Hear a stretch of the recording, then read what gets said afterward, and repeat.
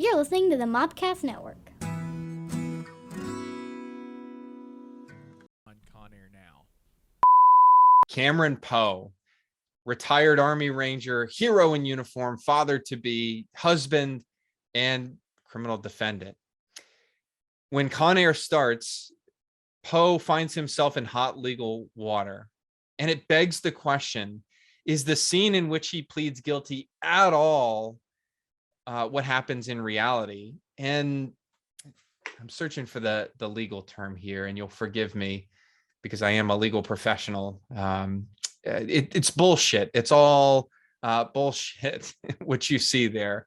The writers maybe at best had watched a movie about courtroom drama, what happens in a guilty plea. But from start to finish, even though this scene is really short, it's just completely detached from reality. For starters, he gets backed into a guilty plea that he doesn't want to do. And at the end of the day, I'm not going to lie that sometimes criminal defendants do take deals that aren't ideal. But at the end of the day, ethically, he needs to be pleading guilty to something that he believes he is guilty of. At least in the military and the federal criminal system, there's something along the lines of what's called a providence inquiry. So you have to go on record and tell the judge not just that you're pleading guilty, but why you're pleading guilty. Now, what's depicted in Con Air is state court, not federal court, at least as far as I can tell. So that system doesn't exist. But at the end of the day, his attorney has an ethical obligation to not walk him into a bear trap and plead guilty to something that he honestly doesn't believe he's guilty of.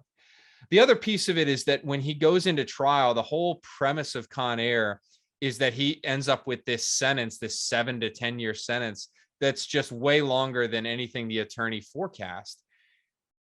Typically, if you're cutting a plea deal, you are handing the government the guilty plea, so they don't have to go through the expense and the time of a criminal trial, seating a jury, all the headaches that go into something like that. But you get something out of it too. Typically, you're either pleading to a lesser offense. So instead of something like murder, maybe you plead to manslaughter, something with a lower maximum possible prison sentence. But in most plea deals, you're also seeing an agreement as to the cap on the sentence.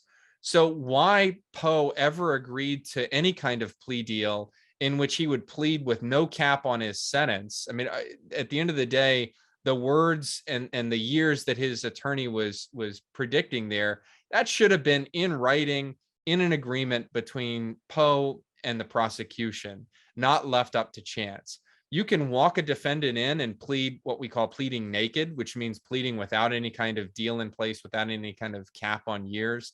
And in certain systems, like the federal system, the government is merely agreeing to seek no more than a certain number of years, which carries weight. But the judge still has discretion. But usually you're going to see a cap on years that the judge has to abide by. Why that wasn't in place here, I have no clue. But that bear trap closed, and arguably you wouldn't have Con Air if he got just a year in prison or 2 years in prison. It'd be more like local jail at the county air or something like that. Con bus, maybe, if he's riding on a bus from one county jail to the other. So in any event, it serves as a plot device. But the other piece that's just like mind-blowingly off in this is the judge's comments to Poe during the sentencing phase. He sort of twists around Poe's service and says that because of his military training, the normal laws that apply to normal people, which I guess if you serve in uniform, you're not a normal person anymore, but that they don't apply to him. And because of that, he's a deadly weapon. His entire body is a deadly weapon. As a kid, when I watched Con Air, that was like an amazing line because you're like, hell yeah. Poe is a deadly weapon. As an adult and as a lawyer, I'm just like pulling what little hair I have out at that sort of thing, because no matter who you are, the law does apply to you, and it applies equally to you. Now, could there be a circumstance where a factor like that, like his military training, might be seen as an aggravating factor, something that made his conduct worse in the moment? Maybe, but that's not what the judge says. The judge says, here's everybody else in this bucket. here's you, and I'm going to sentence and treat you very differently than anybody else because of your military training. And that's just flat out not allowed. But I think we can thank the writers of Con Air because without that ridiculous courtroom scene, we wouldn't have had Con Air. And we can all agree that we're better off with Con Air in our lives than without it. So in this case, thank you for all those inaccuracies. You made young teenager Thomas very, very happy for many years.